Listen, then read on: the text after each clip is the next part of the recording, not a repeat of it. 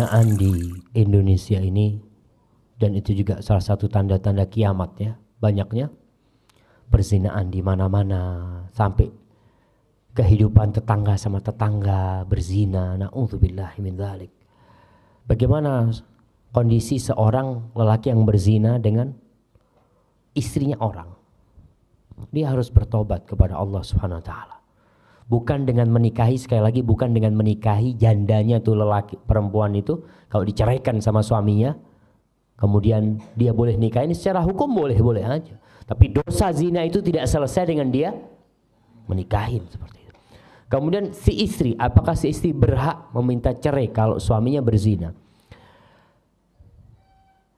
Ada dua hal yang membolehkan istri meminta cerai kepada suaminya. Dua hal ini bermuara di satu hal, yaitu tidak bisa menegakkan hukum Allah di rumah itu.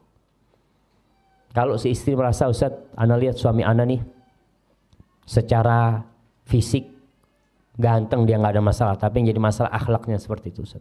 Dia berzina sama istri orang, na'udzubillah min dzalik. Apakah boleh dia minta cerai? Boleh dalam kondisi seperti itu. Tapi kalau suaminya bertobat, jangan terburu-buru bercerai. Kadang-kala kita melihat kepada anak-anak kita, kepada keluarga kita, kalau suaminya bertobat. Tapi kalau suaminya tidak bertobat, di kampung ini banyak ya, di desa-desa itu, dia kalau suaminya berzina nggak apa-apa, asalkan jangan kawin lagi. Itu ada pandangan seperti itu. Dia kalau suaminya kawin lagi, kiamat. Tapi suaminya berzina ke tempat pelacuran, dia tenang-tenang saja. Hati-hati, kalau itu menikah lagi itu halal. Berzina nih bawa penyakit ke rumah dia, bawa azab dan murka Allah ke rumah kita. Apalagi kita mendiamkan hal yang seperti itu. Maka ingat, termasuk dosa paling besar perbuatan zina itu. Semoga Allah menjauhkan kita dari perbuatan zina itu. Wallahu a'lam bishawab. Nah, ada hadis al-jar qabla ad-dar. Bukan hadis itu sebenarnya. Itu perkataan Magalah ya. Al-jaru qabla ad-dar. Tetangganya dahulu sebelum rumah. Jadi ini berkaitan dengan akhlak. Mungkin juga kita ketika memilih tetangga ya, kita mau beli rumah itu jangan lihat lokasinya dulu. Lihatlah tetangganya. Apakah ini untuk rumah saja? Lebih untuk rumah. Karena rumah itu nggak bisa dipindah rumahnya. Rasul sallallahu alaihi wasallam itu berlindung dari tetangga yang buruk. Lalu beliau mengatakan, fa inna jaral badwi yatahawwal. Kalau bertetangga dengan orang badui, itu orang badui bisa pindah. Karena kan mereka ketika datang ke satu tempat bikin tenda ya, ternyata tetangga tenda kita nggak benar tuh.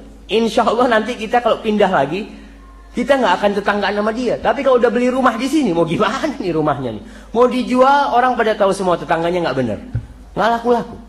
Jadi kalau al-jar qabla ad-dar itu seperti yang diminta oleh istri Fir'aun, Asia. Apa doanya istrinya Fir'aun? Kasih hadiah. Doanya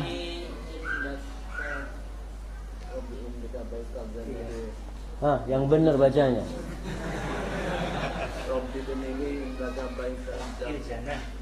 Naam, Rabbibnili 'indak. Rabbibnili 'indak. Ya Allah, bangunkan buat aku di sisimu ya Allah. Baitan, baru rumah yang dia minta. Fil jannah. Naam, Allah, barakallahu fikum. Kayaknya antum tadi mau benar jawabannya, kasih hadiah juga, enggak apa-apa. Oh, ini dua ternyata, enggak apa-apa. Baik, ya, al-jar qabla dar memang benar jamaah. Ada seorang dari ulama salaf itu dia jual rumah. Ini kisah ketika ana baca, masya Allah. Dia jual rumah 2 kali lipat harganya. Harga maunya pasarannya 1 miliar, dia jual 2 miliar. Ditanya, ente kok semua orang jual 1 miliar, ente kok 2 miliar? Nah, tetangga ana 1 miliar juga. Dia hargai tetangganya 1 miliar, betul. Bahkan bisa lebih dari 1 miliar harga tetangga jamaah. Kita kalau dapat tetangga buruk, kita keluar kota merasa aman dengan istri kita. Mungkin dia telepon orang suruh ngerampok rumah kita nih, suaminya lagi nggak ada nih. Mungkin kita lagi mudik, dia telepon orang nih, orangnya lagi nggak ada. Kalau dapat tetangga buruk. Tapi kalau dapat tetangga baik, masya Allah, kita keluar kota hati kita tentram seperti itu. Wallahu a'lam bishawab.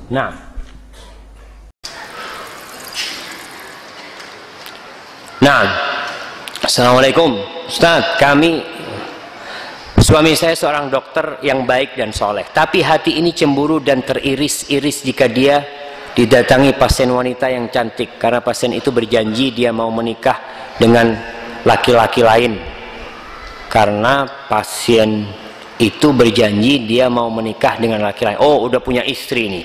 Wa na'udzubillah. Dia hanya ingin menunggu dan menikah dengan suami saya. Padahal suami saya hanya ingin punya bidadari satu di dunia, yaitu hanya saya seorang. Bolehkah saya berdoa agar hati suami saya hanya untuk saya seorang? Doa, minta sama Allah, minta, ketuk pintu langit itu. Mudah-mudahan cukup satu, mudah-mudahan doakan, nggak apa-apa. Mohon nasihat Ustaz, ya bismillah. Makanya bilang sama suaminya, bang, mulai minggu depan pasien yang itu ditolak. Nggak boleh datang, kan? Boleh datang, aku ada di situ. Nggak apa-apa, supaya tahu nih istrinya sudah soleha, nggak butuh sama yang lainnya. Masya Allah, ada sih suami-suami yang baik kayak gitu. Tapi ingat, setan juga kuat.